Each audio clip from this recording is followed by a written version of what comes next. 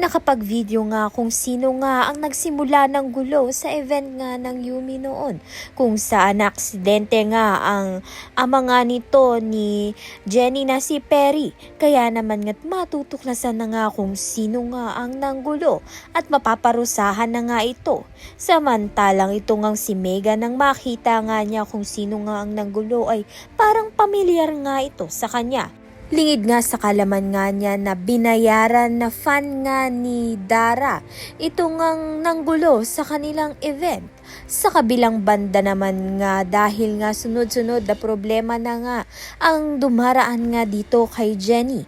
Kaya naman nga napag-usapan na nga ng producers na malaki ang tsansa na ito ngang si Jenny ay tanggalin na nga sa Yumi dahil nga sa nangihina na nga siya at panaiisip na nga sa mga problema.